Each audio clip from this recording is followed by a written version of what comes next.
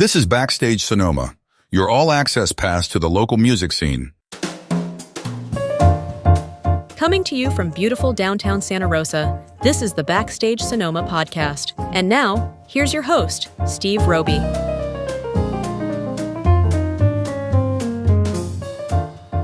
Welcome to Backstage Sonoma. I'm Steve Roby. Singer-songwriter Kris Allen has come a long way since winning the 8th season of American Idol in 2009. He's collaborated with an accomplished group of composers, established his independent record label, Dog Bear, married his high school sweetheart, Katie, and became a father. Kris will join me shortly to talk about his new album, Pole Vaulter, and an upcoming show in Mill Valley. But first, let's listen to a sample of his music. Here's Live Like We're Dying.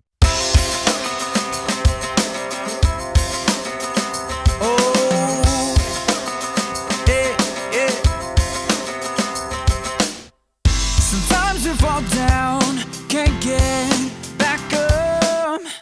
We're hiding behind skin that's too tough. How come we don't say I love you enough till it's too late? It's not too late. Our hearts are hungry for the food that won't come, and we could make a feast from these crumbs. Down the barrel of a gun. So if your life flashed before you, what would you wish you would have done? Yeah, we gotta stop looking at the hands of the time we've been giving it. This is all we got, then we gotta stop thinking it. Every second counts on the clock that's ticking. Gotta live like we're dying. You only got 86 400 seconds in a day to turn it all around or to throw it all away. Gotta tell them that we love them while we got the chance to say. Gotta live like we're dying. That's Live Like We're Dying by Kris Allen, and he's our guest today. Hey, Kris, welcome to Backstage Sonoma. Hey, thanks, Steve. How's it going? Good. So glad you could be here. Yeah, thanks for having me. Hey, before your TV debut, who were some of your biggest musical influences growing up, and how did they shape your style? I think that my influences were kind of all over the place. My parents were listening to like a lot of the Eagles and Journey and things like that, but yeah, and then also 90s country was kind of a deal. So we were listening to a lot of, like, my first show was Reba McEntire. My dad was like obsessed with Garth Brooks. So there was a lot of those things happening. And then I think when I first started finding my own music that like felt like my own was like a Michael Jackson or like very R&B, Boys to Men, that sort of thing. And some of the early hip hop stuff. It's just been morphing ever since. I feel like I find so many different things throughout my life, like whether it be like I started playing guitar and so I got into rock music and that turned into like Incubus and a lot of other things. So, or the Beatles, and my dad was obsessed with Stevie Ray Vaughan too. So like he got me like Stevie Ray Vaughan CDs. I was like, I'm going to learn how to play these songs on guitar. So I feel like it's a little bit all over the place, and I've tried not to shy away from that when making my own music. All right. What are you currently listening to now? I'm curious. Oh, gosh. So I feel like I try to listen to a lot of instrumental music because I can get a little bit like distracted by lyrics, and in a good way and also in a bad way. So I've been listening to I just found this band called Lamp, they're a band out in Asia. And so they do have lyrics. I just don't know what they're saying, but the music is unbelievable. Wow. And so I've been into that. And then a lot of like beats and people just making like some cool beats to drive to, that sort of thing. Well, cool. Well, thanks for filling us in. I was just curious. Yeah. Hey, you mentioned that your decision to audition for American Idol was your last hurrah before giving up on a music career. Looking back, how do you think that pivotal moment has shaped your life and career path? I feel so grateful that I was on the show.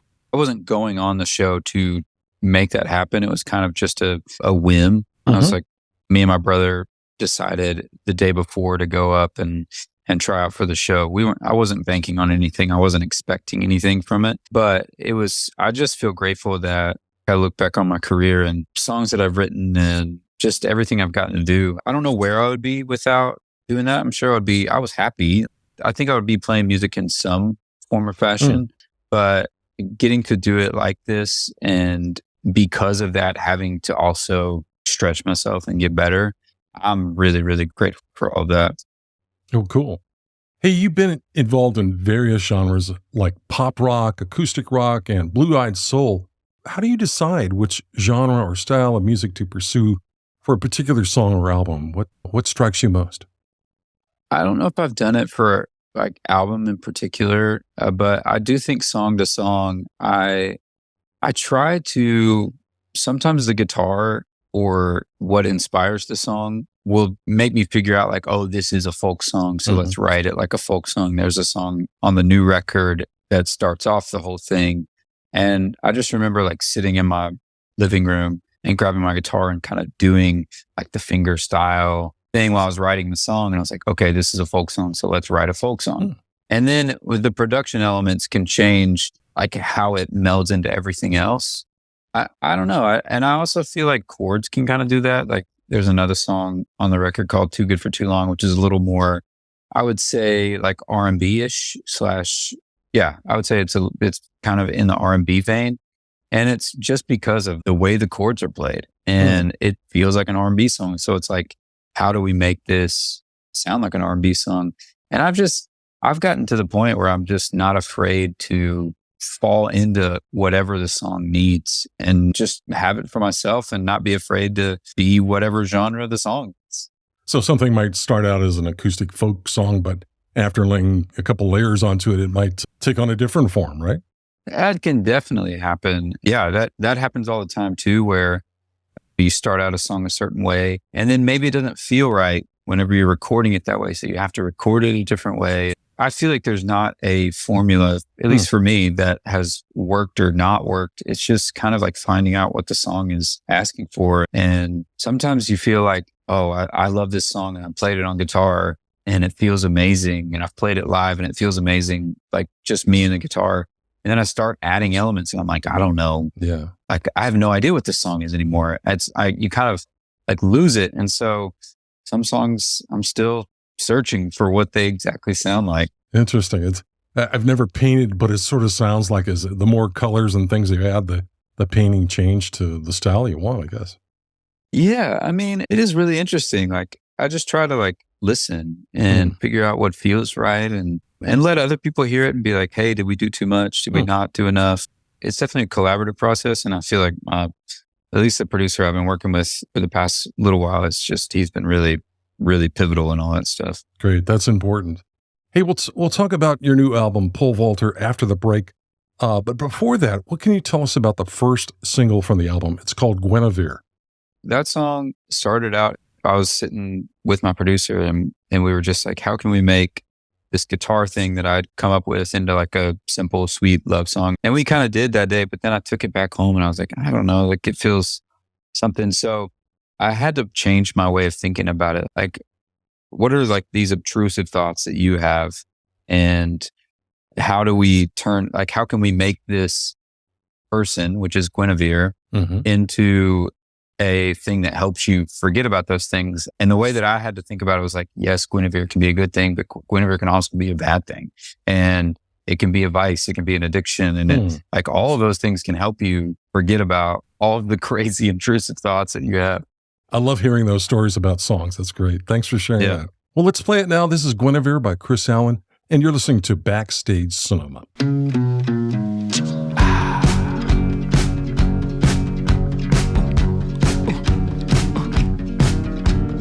What if I'm always late to the party? And what if I never sing like McCartney?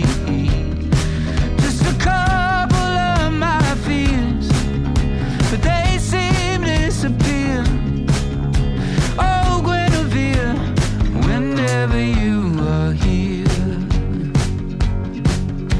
And what if the mirror isn't a liar? And what if my future doesn't look brighter? Just a couple of my fears, but they seem to disappear. Oh, Guinevere, whenever you are here. Baby, don't you come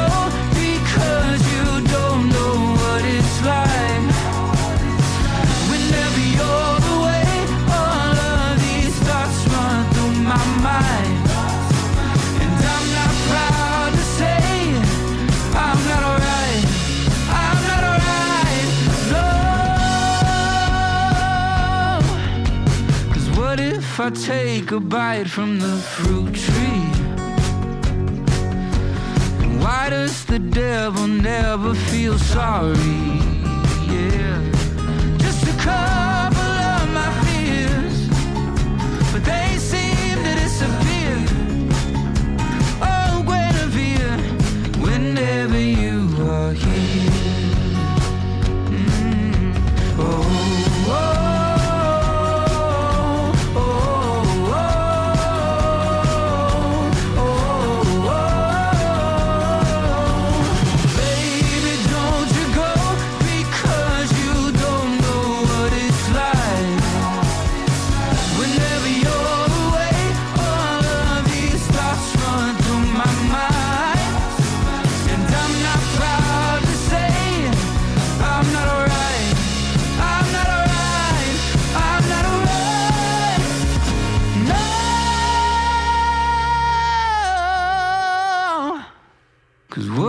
I'm always late to the party.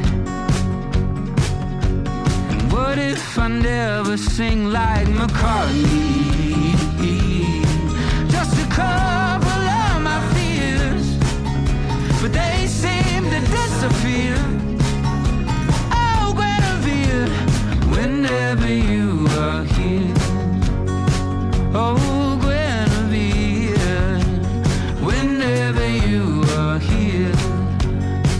oh, Guinevere, don't you go, don't you go, don't you go. Oh, oh, oh, oh, oh, oh,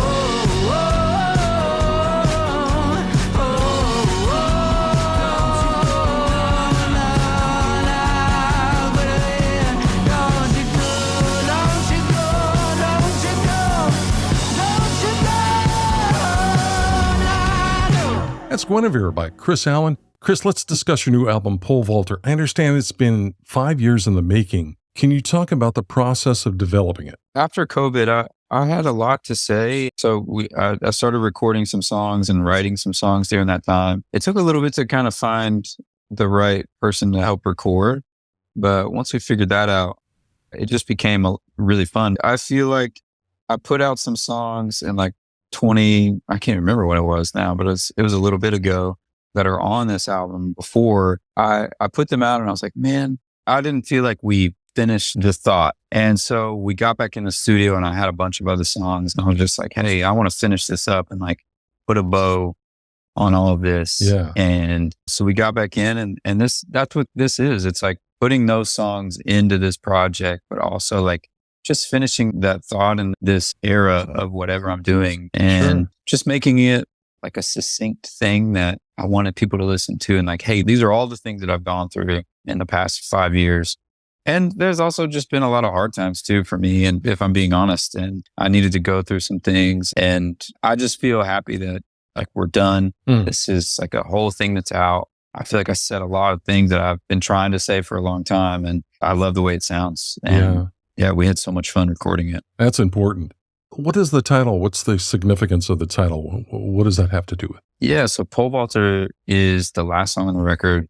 It's a song that I wrote with one of my favorite people to write with. Her name's Madeline Slate, and she lives up in Canada. I showed her like a chorus idea. I thought it was a verse, and she was like, no, I'm pretty sure this is a chorus. We kind of finished it out that day.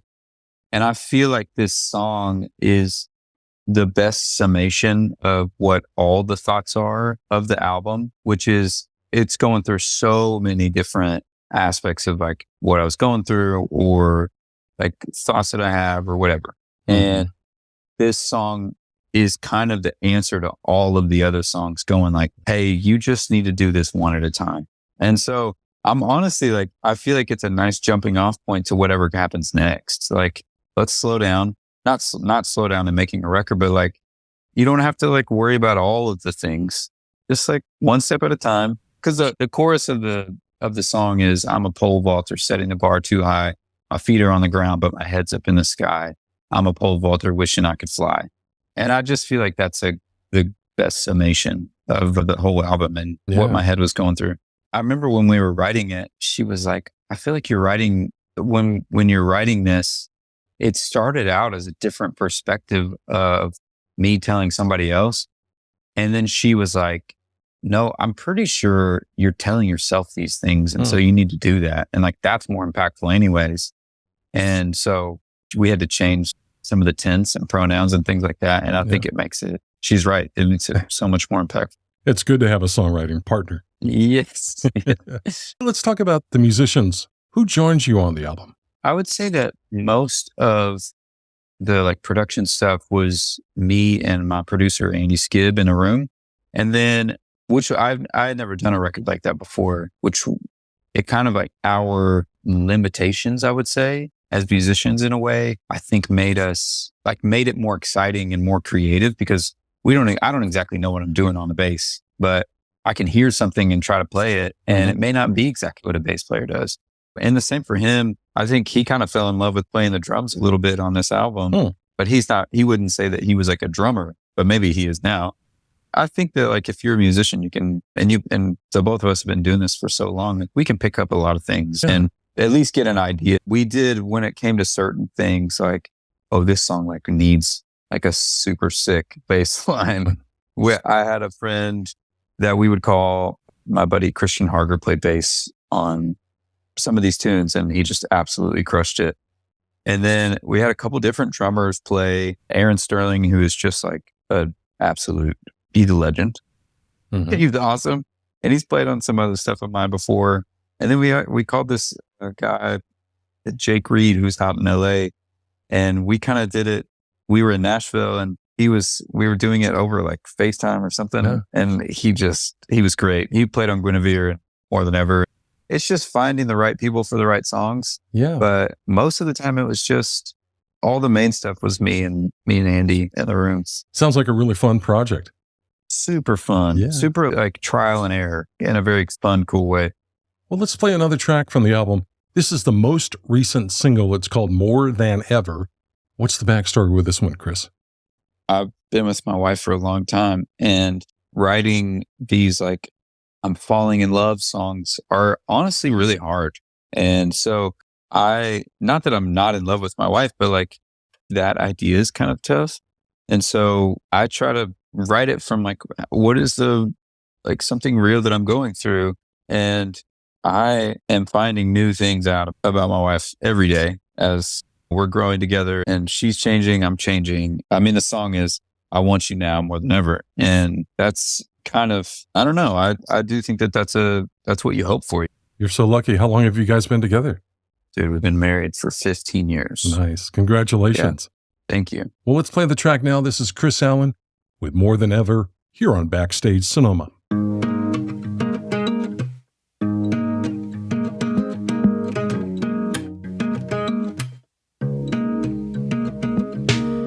Replaying memories with you inside of my head, wondering if they might be the best that we have. But then I see you lying next to me in bed on my shoulder, and suddenly that thought is over. 'Cause I'm more me and you're more you. We could be something new. 'Cause I'm more me and you're more you. I hope you see that I want you now. Now more than ever. Oh, yeah, I want you now. Now more than ever. More than ever. I know I felt the burning of your sapphire flame. I know I drowned with you in Costa Rican rain. I know I said the way I felt would never change, but I want you now. Now more than ever. Oh, yeah, I want you now. Now more than ever. More than ever. I keep hearing that time is the enemy of love, but one look in your eyes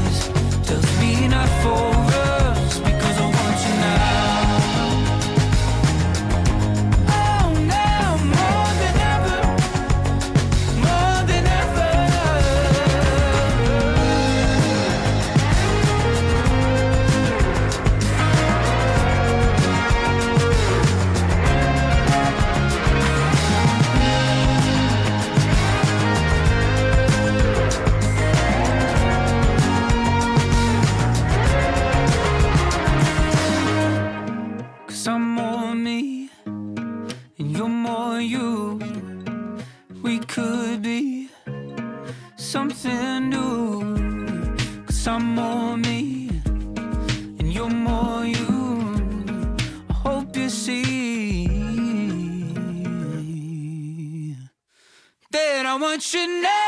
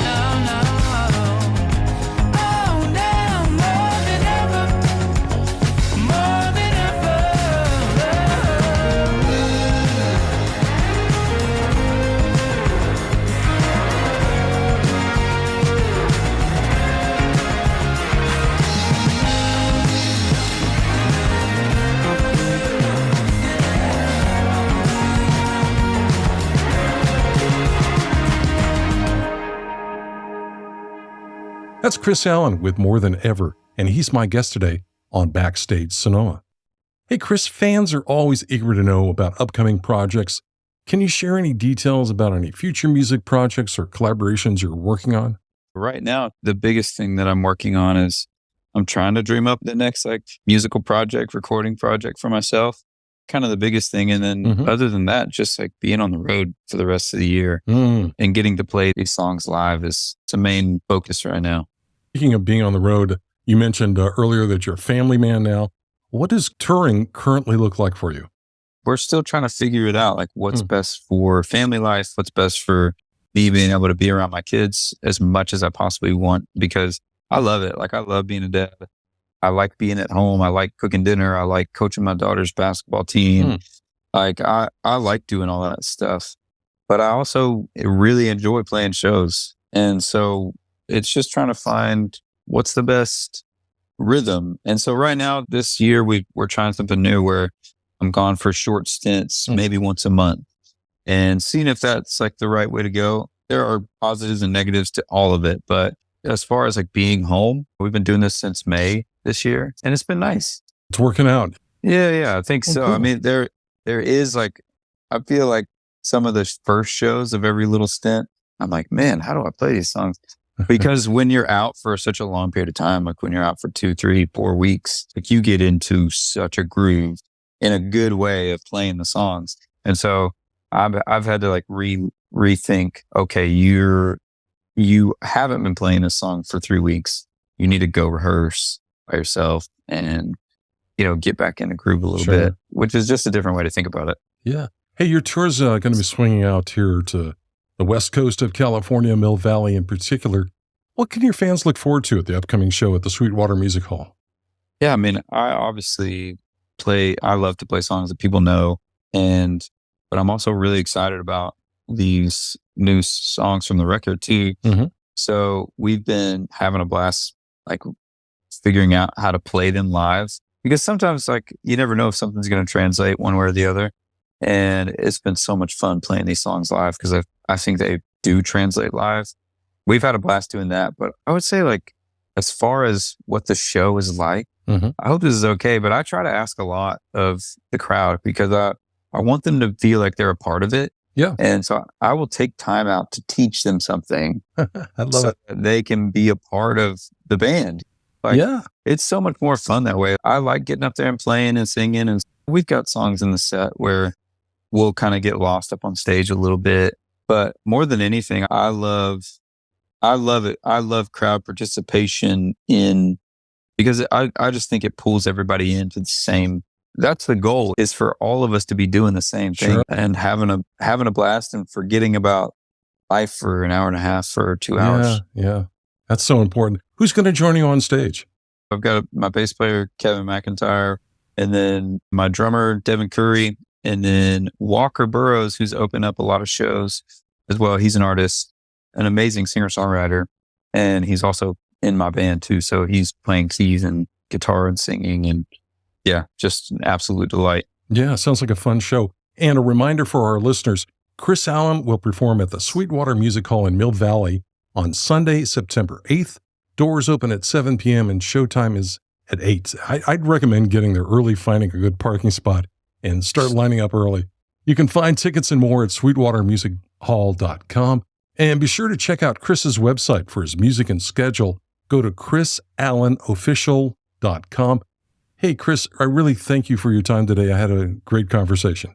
Man, likewise, Steve. Thank you so much. Backstage Sonoma will be right back after this quick break. Hey musicians, would you like to be a guest and promote your upcoming concert and latest release? It's easy. Just email the host at backstagesonoma@gmail.com. Now, let's get back to the show. Thanks for listening to the Backstage Sonoma podcast. Join us next time for more great interviews and music from local and touring musicians. You can find us on the web at backstagesonoma.com.